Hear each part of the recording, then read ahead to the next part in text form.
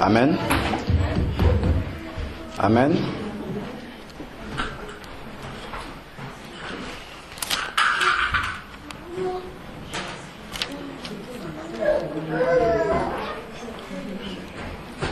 Amen. Moi, je laisse les derniers s'installer. Je vous salue tous au nom de Jésus.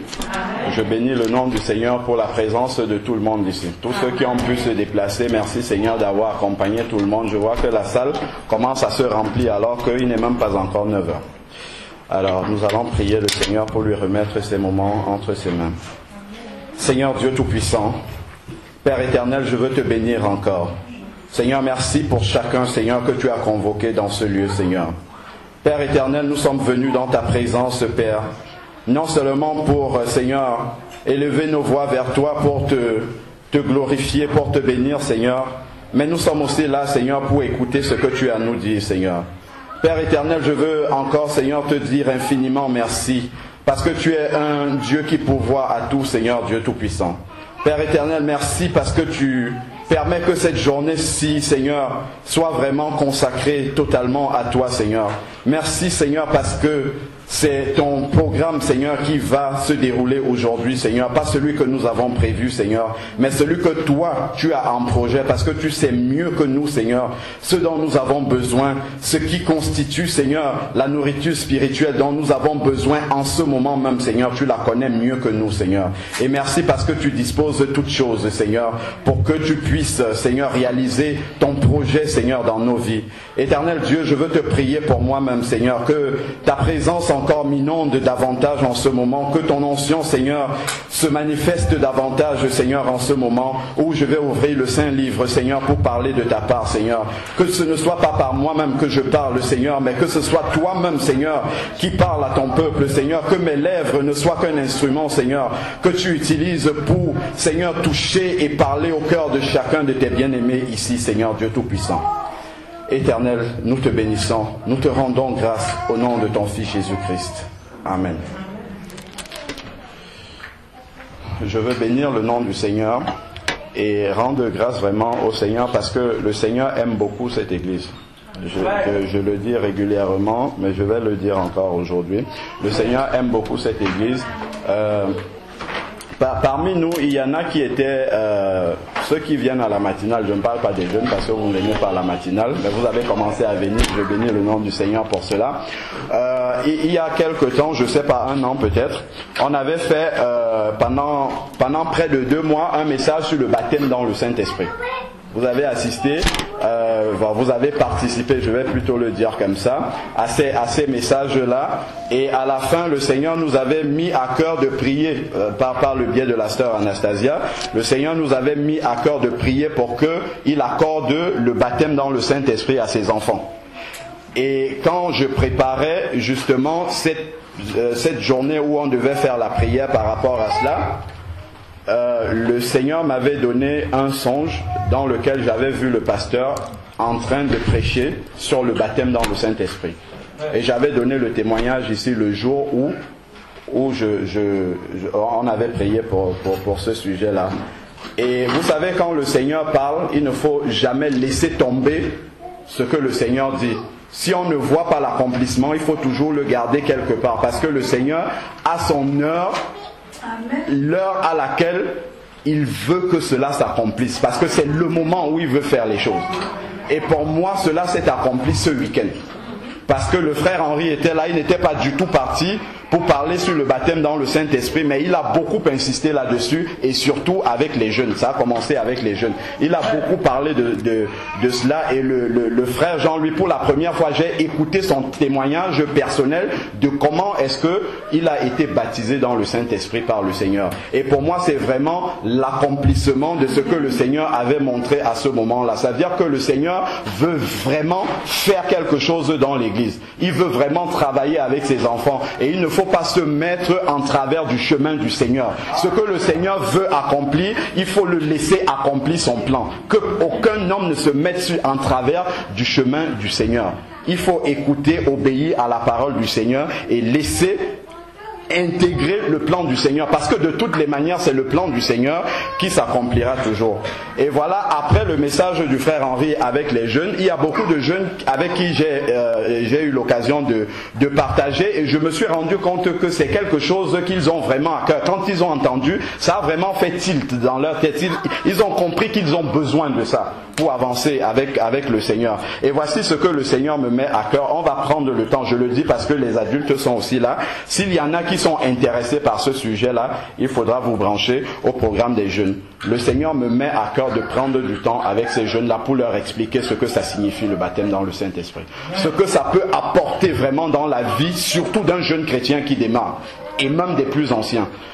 Que nous prenions le temps de leur expliquer pas à pas ce que ça peut vraiment révolutionner. Et c'est pour le bien de toute l'Église. Quand ces jeunes-là vont changer, c'est pour nous tous ici, là. C'est pour nous tous. Parce que le Seigneur peut se servir de n'importe qui dans l'Église. Il n'y a personne dans le corps de Christ qu'on doit négliger. Parce que le Seigneur pose sa main sur n'importe qui et il bénit au travers n'importe qui.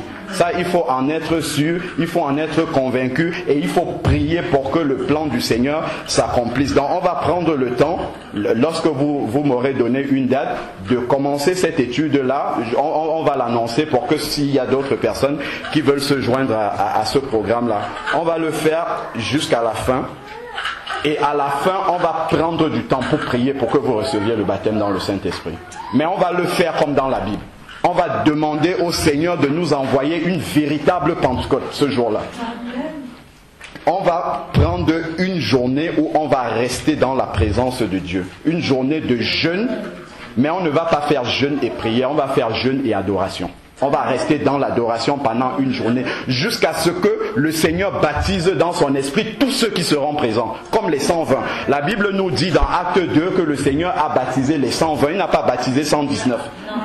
On va rester dans sa présence. Comme les apôtres ont eu la promesse dans Acte 1:8, ils sont restés dans la chambre haute pendant 10 jours jusqu'à ce que le Seigneur accomplisse ce qu'il avait promis. On va le faire de la même manière. Mais on va prendre le temps de se préparer parce que le Seigneur ne baptise pas dans le Saint-Esprit juste parce qu'il veut le faire comme ça. Il faut que vous ayez compris réellement à quoi ça va vous servir et que vous ayez ce profond désir-là de recevoir ce don-là.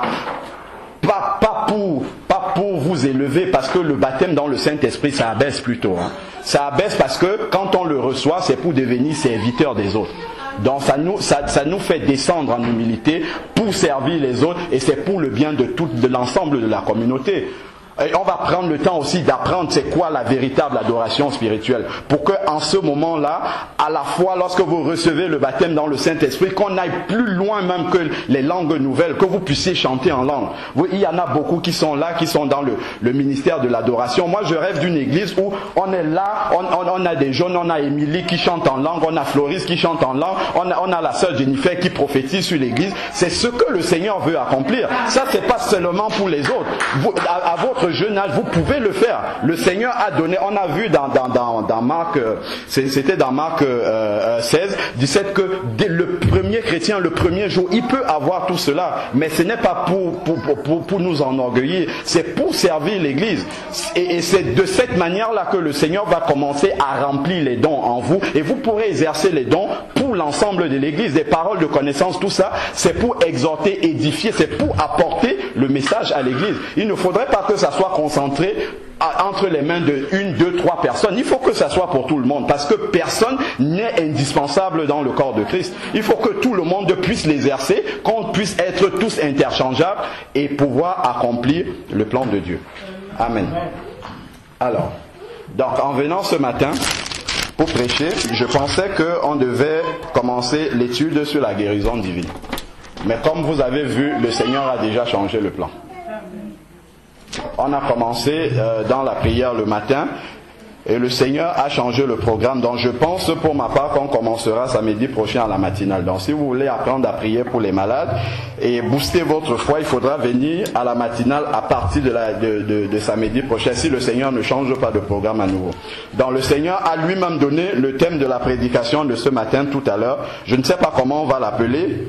Mais je sais que ça correspond au psaume 30. En tout cas, le message est parti du psaume 35, dans lequel on a lu et où le Seigneur m'a donné d'intervenir pour rectifier ou en tout cas pour corriger et encourager sur un certain point précis, c'est-à-dire la mentalité qu'on a encore de l'Ancien Testament de prier contre nos ennemis. Donc il faudrait qu'on essaye de voir à la lumière de la parole ce que le Seigneur nous dit et comment, quelle mentalité le chrétien du Nouveau Testament, le chrétien né de nouveau, de quelle manière est-ce que le Seigneur nous invite à marcher. Ça c'est très important. Amen. Amen. Alors on va prendre Matthieu verset 5, chapitre 5, autant pour moi, versets 17 à 47.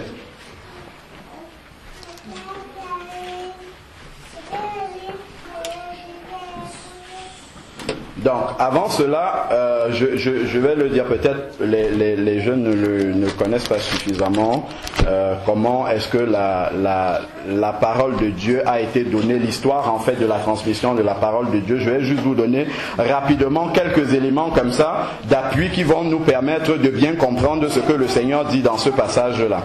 Alors, donc, il faut savoir que quand le peuple d'Israël était prisonnier, esclaves, je dirais même, esclaves en Égypte. Lorsqu'ils sont sortis du pays d'Égypte, ils ont été conduits pendant 40 ans dans le désert et ensuite le Seigneur a donné une loi au peuple d'Israël afin que ce peuple puisse respecter cette loi et rester en communion. C'était une alliance avec le Seigneur. C'est ce qu'on appelle la loi dans la parole de Dieu. Bon, beaucoup d'entre nous savons simplement que le Seigneur a donné dans Exode 20 10 commandements.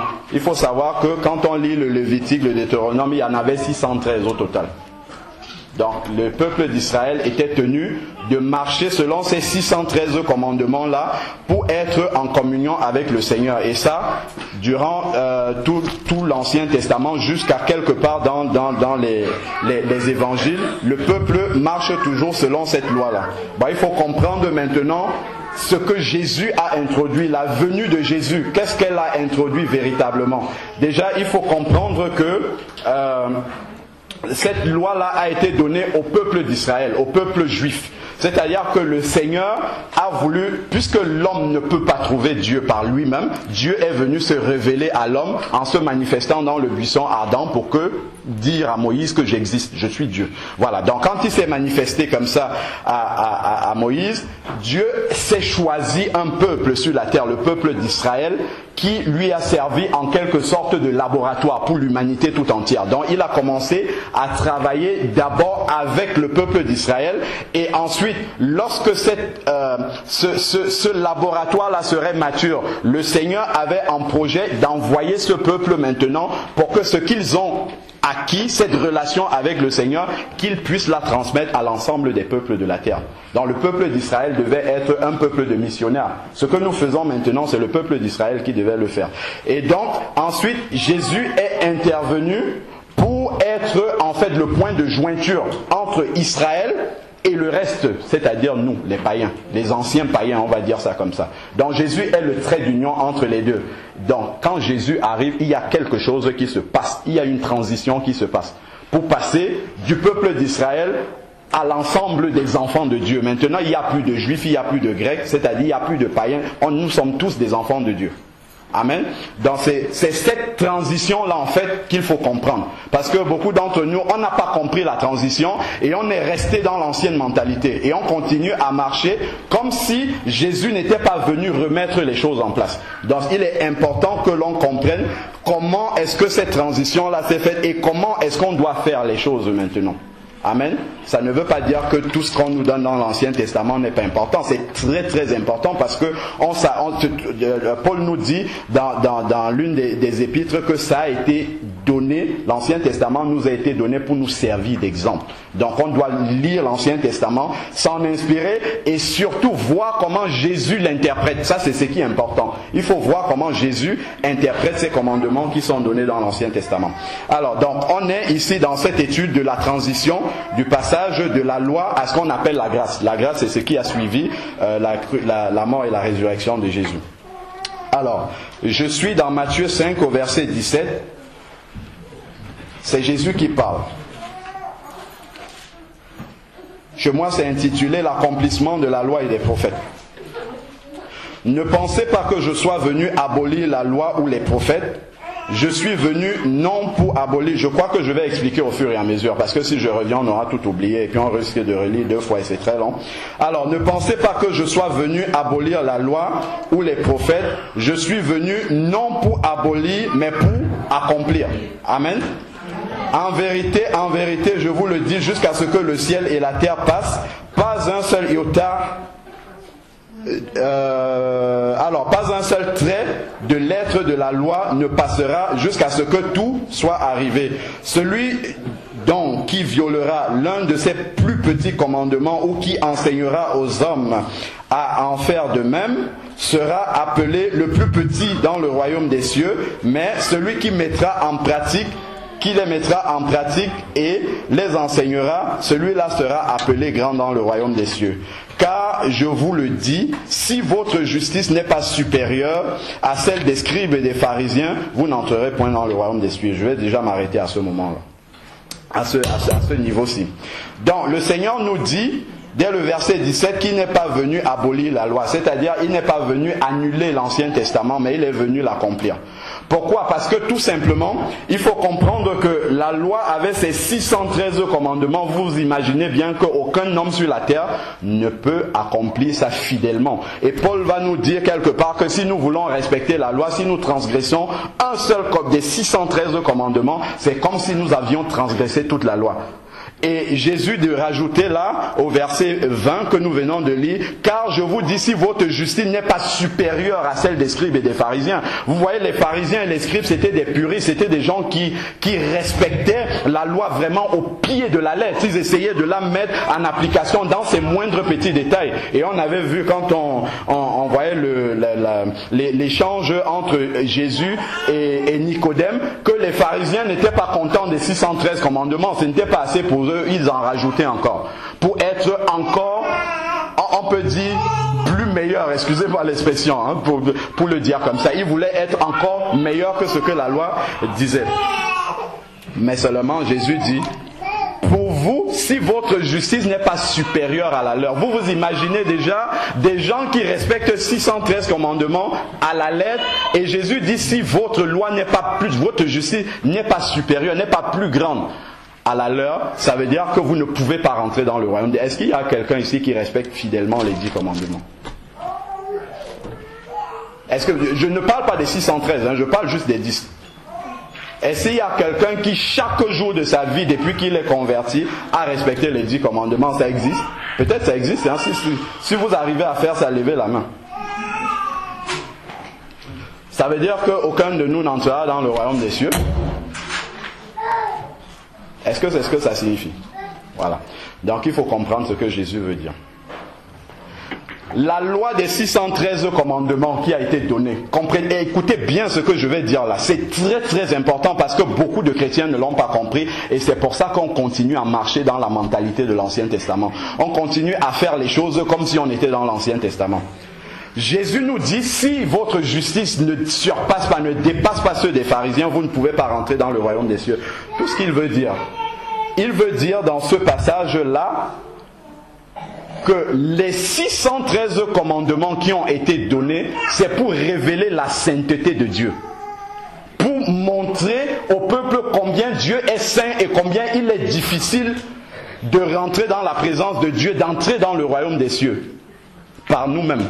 Si vous pouvez respecter les 613 commandements à la lettre chaque jour de votre vie, à ce moment-là, et même plus, puisqu'il dit supérieur à celle des pharisiens, à ce moment-là, vous pouvez rentrer dans le royaume des cieux. Jésus veut simplement nous montrer qu'aucun être humain ne peut respecter sa sainteté. Même pas les pharisiens. Il veut nous montrer que par nos propres efforts, on ne peut jamais et jamais y arriver. Et si on ne peut pas y arriver, qu'est-ce qu'il faut? Il faut que quelqu'un le fasse pour nous. Et c'est ce qu'il dit donc dans le verset 17. Il dit qu'il n'est pas venu pour arrêter cette loi, mais il est venu pour la faire pour nous, pour l'accomplir. Jésus est le seul en tant que dans son humanité à avoir respecté chaque jour de sa vie, depuis sa naissance, depuis le ventre, jusqu'à la fin de ses jours, il a respecté ses 613 commandements chaque jour. Et donc, quand tu te convertis, quand tu nais de nouveau, Jésus t'offre un cadeau dans lequel il y a les 613 commandements accomplis chaque jour de ta vie. Et il te demande de prendre ça par la foi. Parce que toi, tu ne peux pas les accomplir. C'est ce qu'il veut expliquer ici. Est-ce que vous comprenez ce qu'il dit? Quand tu nais de nouveau, il t'offre un cadeau. C'est pour ça qu'il dit, le salaire du péché, c'est la mort. C'est-à-dire, c'est dans Romains 6,33, c'est-à-dire, si tu ne respectes pas les 600 commandements, tu es condamné à aller en enfer. Mais le don gratuit, c'est la vie éternelle.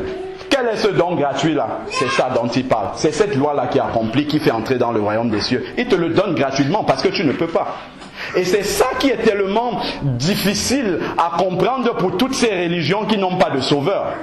Parce que ces religions essayent de mériter le salut par elles-mêmes. Les gens essayent par leurs propres efforts de faire du bien, de faire plein de choses. Et encore, elles ne sont pas sûres d'entrer dans le royaume des cieux. Et Jésus connaissait la condition misérable de l'être humain qui ne peut pas respecter ses commandements. C'est pour ça qu'il est venu montrer à l'être humain que moi je peux les accomplir, toi tu ne peux pas. Et voilà, prends-le en cadeau. Accepte-le par la foi. Accepte que Jésus a accompli ses 613 commandements chaque jour de ta vie et reste dans cette position-là. Voilà. Est-ce qu'on a compris jusque-là? Si on a du temps, on pourra prendre des questions parce que le sujet là, il est tellement important parce qu'il y a beaucoup de chrétiens, des chrétiens même qui sont très avancés dans la foi mais qui n'ont pas compris ça. Qui continuent à marcher un pied dans la grâce, un pied dans la loi. Ils ne savent pas à quel moment est-ce qu'il faut appliquer la loi. Ils ne comprennent pas ce que Jésus a fait. Et tout ça, c'est la révélation de ce que Jésus a fait à la croix. C'est parce qu'on n'a pas bien compris la croix qu'on marche comme ça, de manière déséquilibrée. Alors, au verset 21, il nous dit, vous avez entendu qu'il a été dit aux anciens, tu ne commettras point... Je ne sais pas s'il fonctionne encore, d'accord. Tu ne commettras pas de meurtre. Celui qui commet un meurtre sera passible du jugement. Mais moi, regardez comment Jésus parle. Dans toute la suite, c'est ce qu'il va dire maintenant. Vous avez entendu qu'il vous a été dit. C'est-à-dire, la loi dit ceci. Maintenant, on fait une transition et moi je vous dis... Quand il dit mais, ça veut dire, ce qu'il y avait avant, c'était avant. À partir de maintenant que je vous dis, on passe maintenant dans un nouveau chapitre. Et le nouveau chapitre qui compte, c'est ce que je vais dire après le mais là. Amen. C'est cette transition-là que Jésus est en train de donner ici.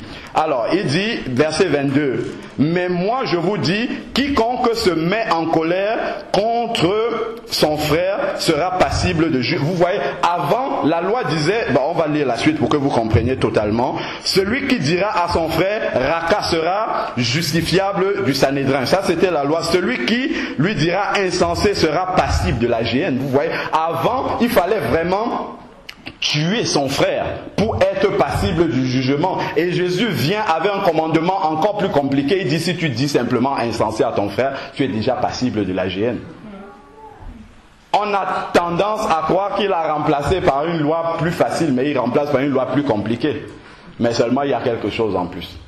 Il y a quelque chose en plus, c'est parce que ceux d'avant, ils n'avaient pas le Saint-Esprit. Et nous, on a le Saint-Esprit. Et Jésus dit, quand je vous donne mon esprit, j'écrirai mes lois dans votre cœur. C'est-à-dire, le Saint-Esprit permet que nous puissions accomplir naturellement la loi de Dieu sans faire des efforts, sans avoir besoin de dire, ah, il a dit ça, il faut faire ça. Ça devient naturel. Mais il faut constamment rester dans la présence de Dieu pour qu'il nous révèle comment est-ce que nous devons marcher pour accomplir naturellement sa loi. Alors, verset 23. Si donc tu présentes ton offrande à l'autel et que là, tu te souviennes que ton frère a quelque chose contre toi, laisse là ton offrande devant l'autel et va d'abord te réconcilier avec ton frère, puis viens présenter ton offrande. Arrange-toi promptement avec... Vous voyez, là on commence à rentrer dans les ennemis là. Arrange-toi promptement avec ton adversaire. Pendant que tu es encore en chemin.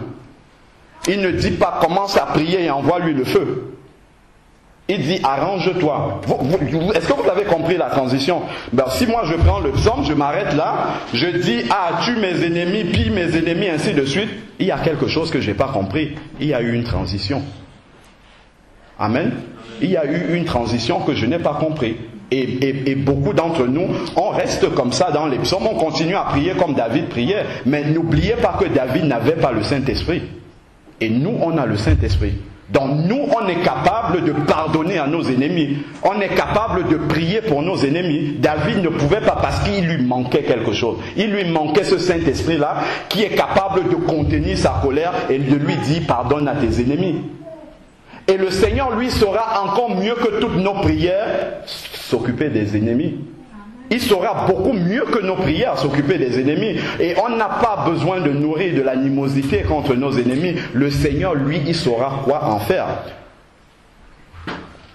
Alors, je continue au verset 26. En vérité, je te le dis, tu ne sortiras point là que tu n'aies payé jusqu'au dernier centime. Vous comprenez ce qu'il dit là? Si tu vas en justice avec ton adversaire, si tu vas toi-même te venger contre ton adversaire, tu ne sortiras pas de là sans avoir perdu des centimes. Donc si tu commences à prier contre ton adversaire, c'est contre toi-même que tu es en train de prier. Il faut bénir les ennemis et le Seigneur saura quoi en faire. Il faut que le Seigneur nous donne cette capacité-là. C'est pour ça que le message d'Henri était très important. Savoir quelle est notre position en Christ. On n'a pas à combattre ces ennemis-là. Je ne parle pas de l'esprit qui est derrière. Je parle des personnes ici. Alors, en vérité, donc on est au 27 maintenant, autant pour moi. Vous avez entendu qu'il a été dit, tu ne commettras pas d'adultère, mais moi, je vous dis, vous voyez, on est toujours dans le mais moi, on est dans la transition là. Il faut le comprendre. Quiconque regarde une femme pour la convoiter a déjà commis adultère avec elle dans son cœur. Si l'œil droit est pour toi une occasion de chute, arrache-le et jette-le loin de toi. Car il est avantageux pour toi qu'un seul de tes membres périsse et que ton corps entier ne soit pas jeté dans la géhenne. Si ta main droite est pour toi une occasion de chute, coupe-la et jette-la loin de toi. Car il est avantageux pour toi qu'un seul de tes membres périsse et que le corps tout entier n'aille pas dans la géhenne. Il a été dit, quiconque répudie sa femme, lui donne une lettre de divorce. Mais moi, je vous dis, quiconque répudie sa femme, sauf à cause d'infidélité, l'expose à devenir adultère, et celui qui, je ne rentre pas dans les détails pour ces commandements là, parce que c'est pas ce qui nous concerne aujourd'hui. Je veux simplement que vous voyez à chaque fois comment Jésus donne maintenant la loi selon laquelle nous devons marcher. Et ça c'est la loi de l'esprit de vie en Jésus-Christ qu'il donne dans Romains. Alors, vous avez encore entendu dire qu'il a été dit aux anciens, tu ne parjureras pas, mais tu t'acquitteras envers le Seigneur de tes serments. Voilà. Alors, mais moi, on est au verset 34, mais moi je vous dis de ne pas jurer. On entend encore des chrétiens qui disent je te jure. Beaucoup, moi j'entends beaucoup de chrétiens dire encore ça, je te jure. Certains jurent même sur le nom de leurs parents qui sont décédés. On ne fait pas ça. Le mot je te jure, ça ne doit pas exister dans la bouche d'un chrétien.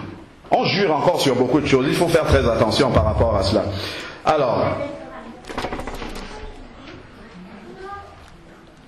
voilà ce qu'il dit.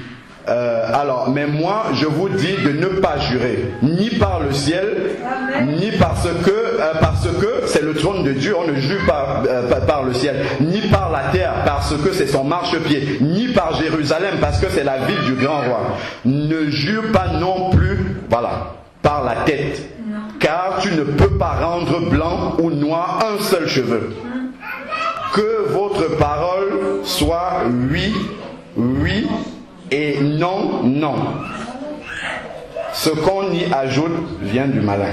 Bon, voilà maintenant ce qui nous concerne. Verset 38, c'est là qu'il faut bien comprendre. Vous avez entendu, il a été dit œil pour œil et dent pour dent. Ça c'est la loi selon laquelle David marche dans les psaumes. Les psaumes, c'est selon cette loi-là qu'il écrit. Alors, mais moi, je vous dis de ne pas résister aux méchants. De ne pas résister aux méchants. Pourquoi? Parce que c'est lui qui va prendre votre défense. On n'a pas besoin de résister aux méchants. Alors, de ne pas résister aux méchants. Si quelqu'un te frappe sur la joue droite, tends-lui encore l'autre joue. Si quelqu'un veut te traîner en justice et prendre de ta tunique, laisse-lui encore ton manteau. Ça, c'est vraiment l'esprit de la croix ici, là. Et c'est ce que Jésus a accompli lui-même à la croix. Contre tous ses ennemis, il s'est laissé faire. Si quelqu'un te force à faire 1000, chez moi c'est 1000, à faire 1000, bon. Alors, fais-en 2 avec lui. Alors, donne à celui qui te demande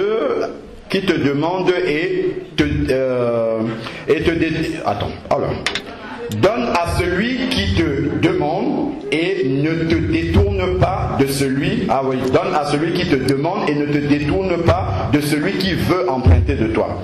Alors, vous avez entendu qu'il a été dit, tu aimeras ton prochain et tu haïras ton ennemi. Mais moi, je vous dis d'aimer vos ennemis. Tu ne peux pas aimer ton ennemi et lui envoyer la foudre. C'est pas possible. Est-ce que c'est clair? Tu ne peux pas aimer ton ennemi et lui envoyer la foudre. C'est un contresens.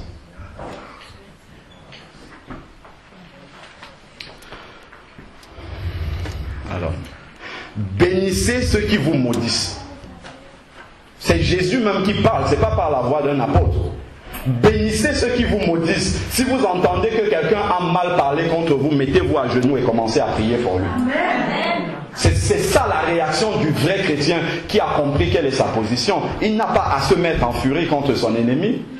De toute manière, si c'est un véritable ennemi, il aura son compte avec Dieu et Dieu saura comment régler son compte. Il faut faire confiance à Dieu pour prendre notre défense.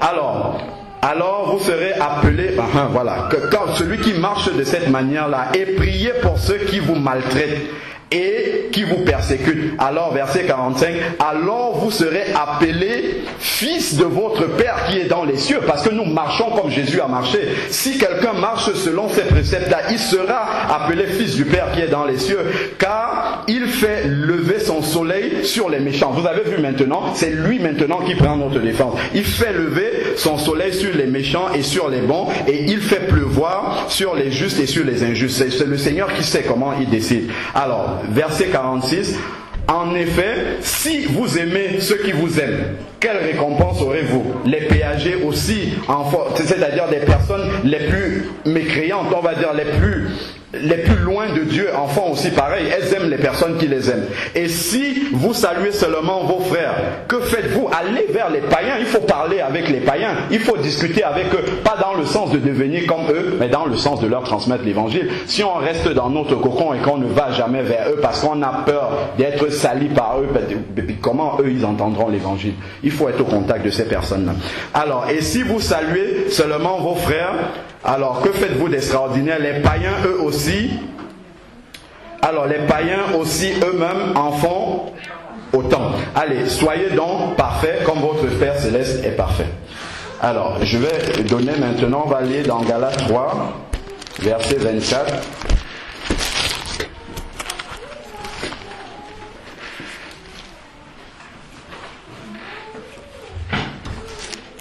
Galates 3, versets 24 à 25.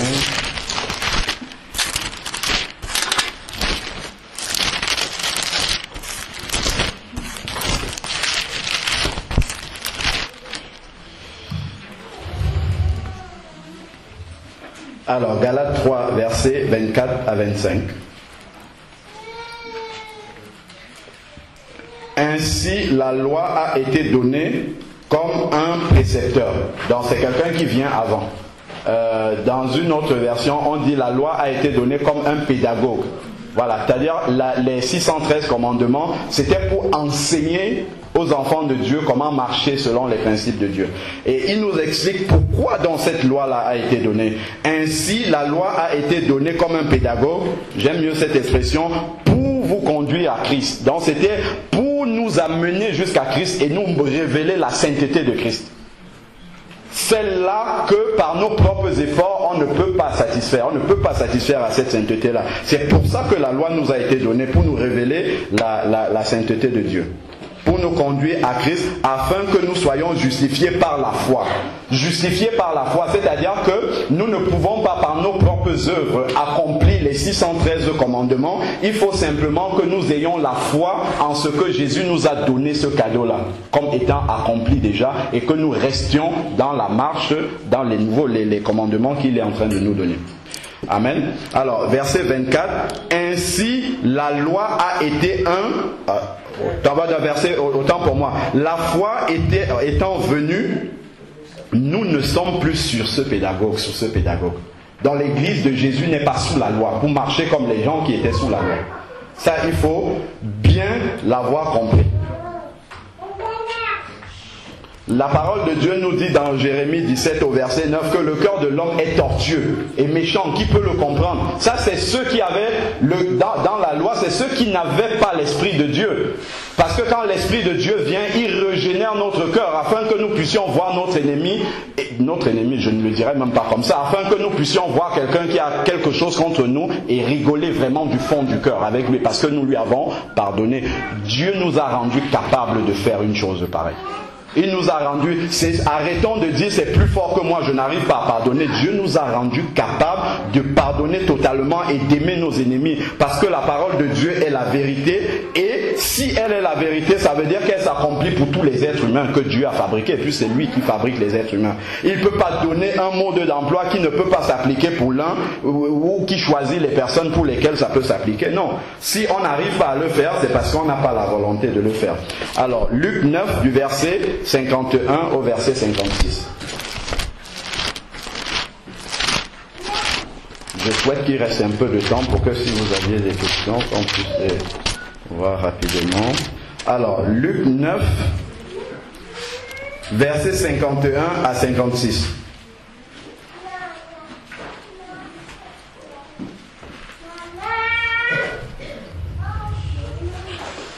Ici, c'est Jésus qui est avec ses disciples.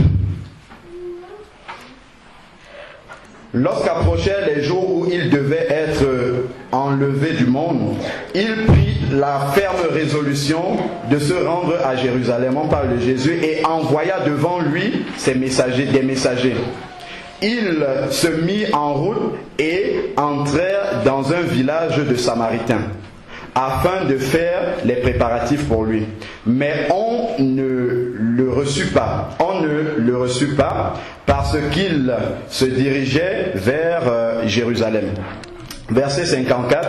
À cette vue, les disciples Jacques et Jean dirent, regardez ce qu'ils disent au Seigneur.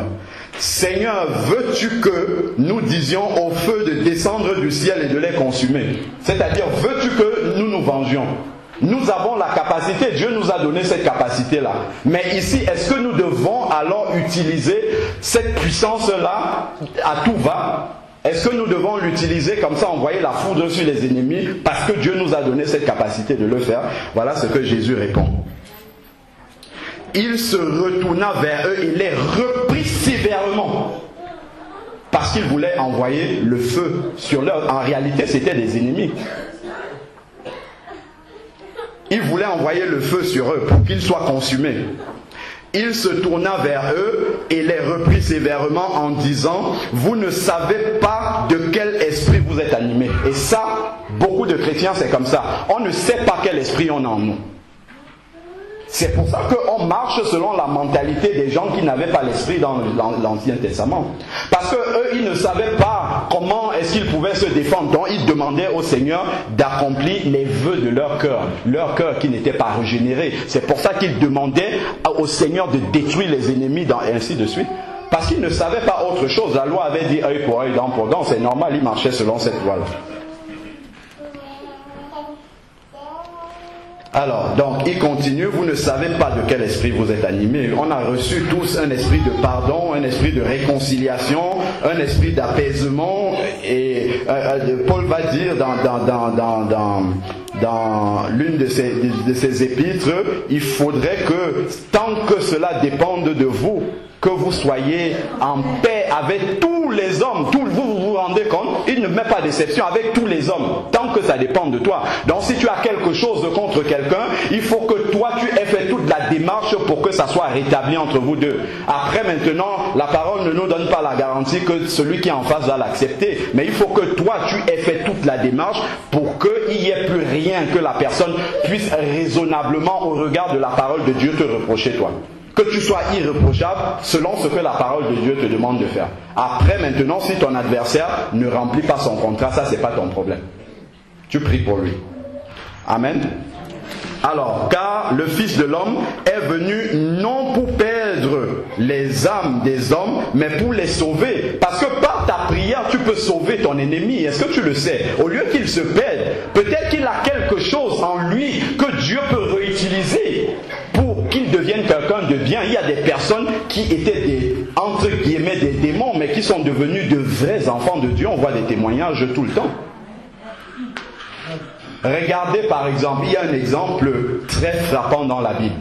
Quand vous lisez, c'est dans Acte 7. Quand on est en train de lapider Étienne, qu'est-ce que la Bible nous dit? La Bible nous dit que Saul de Tarse, qui devient le Paul, qui nous a donné presque tout le Nouveau Testament là, il était là et il a donné son suffrage. Mais Étienne, avant de mourir, a parlé comme Jésus, pardonne-leur, car le pardon d'Étienne a été suffisamment puissant pour faire un vrai serviteur de Dieu au milieu de ses ennemis. Il n'y a pas plus ennemi que quelqu'un qui prend une pierre pour te lapider. Il n'y a pas plus ennemi que cela. Ça veut dire que c'est quelqu'un qui veut que tu meurs. Je ne sais pas si un ennemi peut être plus ennemi que de vouloir que tu meurs. Mais par la prière d'Étienne, Saul de Tarse qui était là, qui disait tuez-le, lapidez-le, est devenu un véritable serviteur de Dieu. Et ça doit nous servir de leçon. Priez pour les gens qui nous ont fait du mal, qui nous ont persécutés. Parce que vous ne savez pas le capital de Dieu qui peut être en même temps enfoui en eux, mais que le diable a occulté, que le diable, par ses pensées, par toutes ses séductions, a... comment dire, abroyé, c'est-à-dire cette personne ne peut même pas savoir qu'il y a une lumière de Dieu en lui. Mais par ta prière, tu peux ôter tout ce qui est mauvais et que la lumière de Dieu jaillisse. Et Dieu t'aura utilisé pour sauver une âme de l'enfer éternel. Attention, ce n'est pas simplement sauver sur la terre, c'est sauver de l'enfer éternel, l'éternité en enfer. Vous voyez le combat spirituel dans Matthieu 4. Quand Jésus est en face de Satan lui-même, c'est pas un démon qui est là. C'est pas un ennemi comme nous on a des ennemis humains là, comme on se dit avoir des ennemis humains. C'est Satan même qui est en face de Jésus. Mais jamais Jésus aurait pu envoyer la foudre sur lui. En un instant, Satan disparaissait. Vous avez vu Jésus faire ça? Non.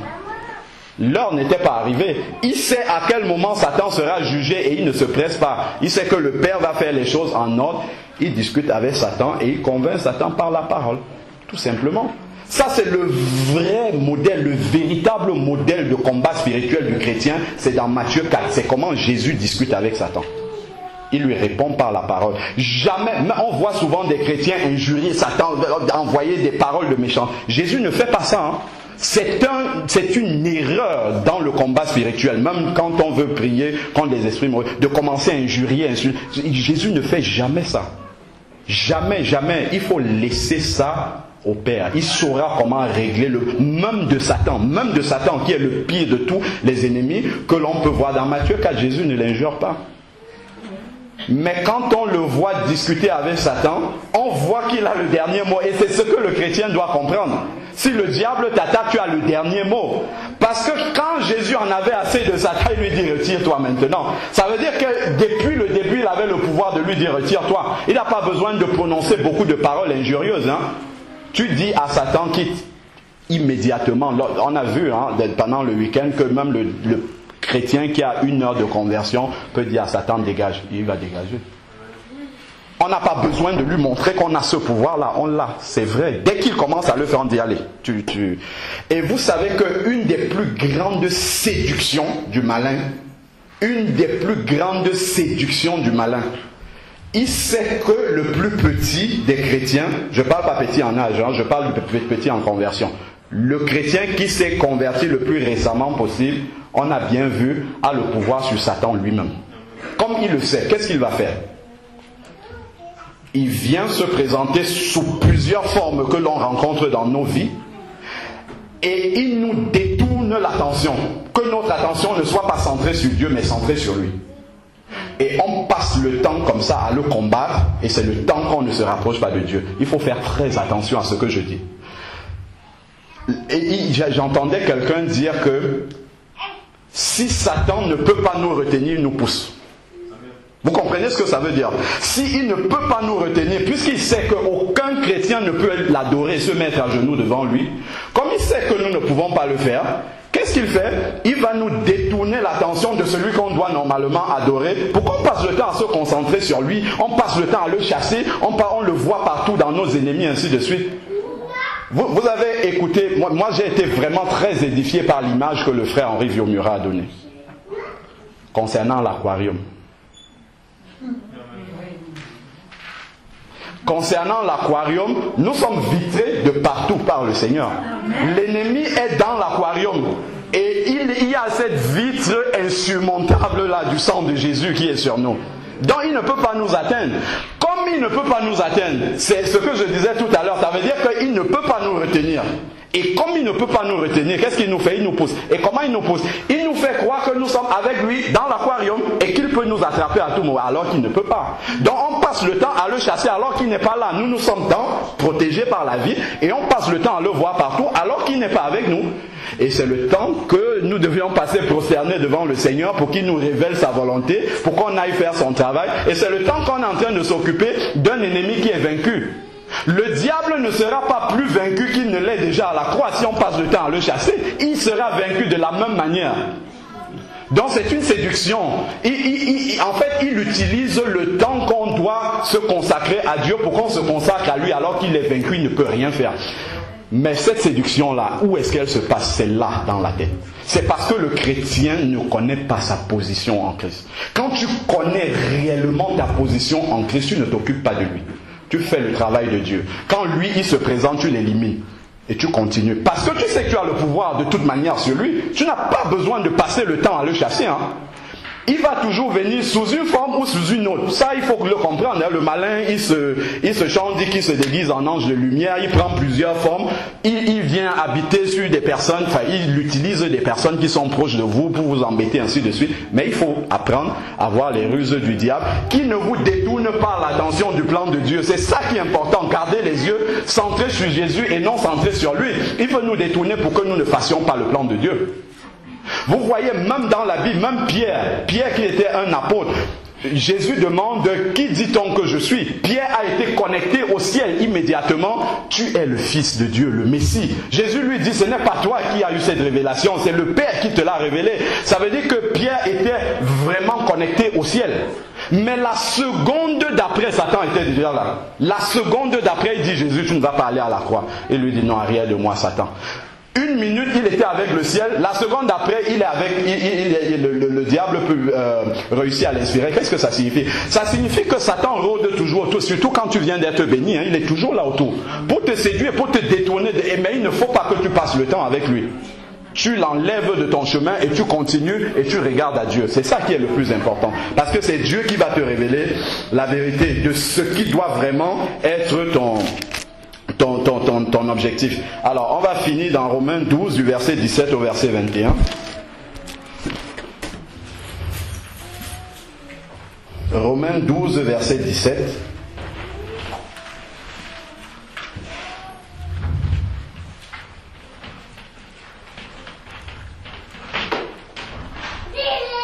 Romains 12, verset 17. Ne rendez à personne le mal pour le mal. Recherchez ce qui est bien devant tous les hommes. S'il est possible, autant que cela dépend de vous, soyez en paix avec tous les hommes. Ne vous vengez pas vous-même. Ne vous vengez pas vous-même, bien-aimés, mais laissez agir la colère. Car il est écrit: à moi la vengeance, c'est moi qui rétribuerai, dit le Seigneur. Mais si ton ennemi a faim, donne-lui à manger. S'il a soif, donne-lui à boire. Car en agissant ainsi, ce sont des charbons ardents. Vous voyez, c'est-à-dire que d'appliquer la croix dans sa vie, de supporter, de faire ça à son ennemi, en fait, on le punit encore pire que si on avait fait une prière d'autorité ou d'envoyer la foudre sur lui. C'est encore pire quand nous faisons ça. Mais il faut l'avoir compris. Il faut avoir compris que quand c'est le Seigneur qui règle le problème de nos ennemis, c'est pire que si nous essayons de le faire. Il dit, ce sont des charbons ardents que tu amasses sur sa tête. Vous voyez comment les charbons chauffent là, tu mets ça sur la tête de ton ennemi. Mais quand tu lui fais du bien, tu ne le fais pas dans le sens de vouloir mettre des charbons ardents. Tu le fais dans le sens de vouloir interpeller son cœur, que Dieu touche son cœur, qu'il voit que toi tu as marché différemment de lui. Parce qu'il n'y a rien de plus fort pour toucher quelqu'un quand il vient sur vous avec un bâton et que vous ne faites rien, vous le regardez. Ça va être hyper difficile qu'il vous tape vraiment. Quand il va vous voir, il sera désarmé totalement. Il peut tomber et commencer à pleurer de vous voir agir comme ça. Mais il faut avoir la foi que ça marche. Il faut avoir la foi que ça marche parce que la parole de Dieu le dit. Il faut avoir cette foi-là, que si on laisse le Seigneur agir, il va agir de la manière qu'il faudrait. Alors, verset 21... Ne sois pas vaincu par le mal, mais vainqueur du mal. Prends le dessus sur le mal. Mais il faut être vainqueur du mal par le bien. C'est le bien qui va remplacer, qui va arriver à vaincre ce mal, à toucher la personne qui est habitée par le mal et qui veut te faire du mal.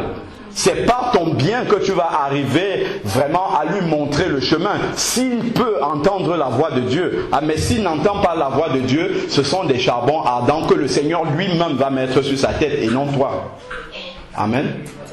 Donc c'est un changement de mentalité que nous devons avoir. Selon Matthieu 5, à partir du verset 17, nous devons vraiment entrer dans la mentalité de la nouvelle alliance que Jésus nous a donnée et de marcher, de laisser la croix agir dans notre vie. Quand vous entendez parler du message de la croix, c'est ce message-là en fait qui s'applique. C'est-à-dire de ne pas prendre la vengeance sur les ennemis comme Jésus a marché, comme Jésus s'est laissé faire jusqu'au bout, jusqu'à boire cette coupe amère. C'est de la même manière que nous devons marcher. C'est le modèle. C'est pour ça qu'il est descendu jusqu'à nous, pour nous montrer comment est-ce que nous devons agir. Amen. Seigneur Dieu Tout-Puissant, Père, nous te bénissons encore pour ta parole, Seigneur. Cette parole est esprit et vie, Seigneur Dieu Tout-Puissant. Père, ta parole a été donnée, elle ne retourne pas à toi, Seigneur, sans avoir accompli tes effets. Père, nous voulons te prier encore devant cette parole-là, Seigneur. Nous te prions de nous la révéler, Seigneur, profondément, Seigneur. Père, nous avons besoin d'un changement de mentalité, Seigneur Dieu Tout-Puissant. Nous avons besoin, Seigneur, que tu viennes au secours de notre intelligence incrédule, Seigneur Dieu. Parce que nous lisons ces paroles-là, Seigneur. Nous disons Amen, Seigneur. Mais quand les situations se présentent, nous avons tendance à laisser agir la chair, Seigneur Dieu Tout-Puissant. Père, nous te prions de faire en sorte que lorsque nous sommes en situation, Seigneur, que ce soit ton esprit de résurrection qui habite déjà en nous, Seigneur, qui se manifeste, que ces paroles-là, Seigneur, que nous avons gardées aujourd'hui, que nous avons entendues aujourd'hui, que ce soit ces paroles-là qui s'accomplissent, Seigneur, sur le fait, pour que le monde puisse voir que nous n'agissons pas comme lui, Seigneur, que le diable puisse voir que nous avons la victoire sur lui, comme tu as eu la victoire à la croix, Seigneur, non pas en combattant, Seigneur, parce que nous connaissons notre position en toi, Seigneur. Nous comprenons que tu nous dis, Seigneur, de bénir nos ennemis. Nous savons que tu nous as rendus capables, Seigneur, de bénir ces ennemis-là. Père, nous te prions de nous donner de marcher dans cette réalité, de marcher dans cette vérité, de nous montrer que nous en sommes réellement capables, Seigneur, pour la gloire de ton Saint-Nom, pour l'accomplissement de ta parole dans notre vie pratique, Seigneur. Nous te bénissons et te rendons grâce au nom de Jésus-Christ. Amen. Je ne sais pas si on a encore du temps pour les questions. Il y a des questions ou pas?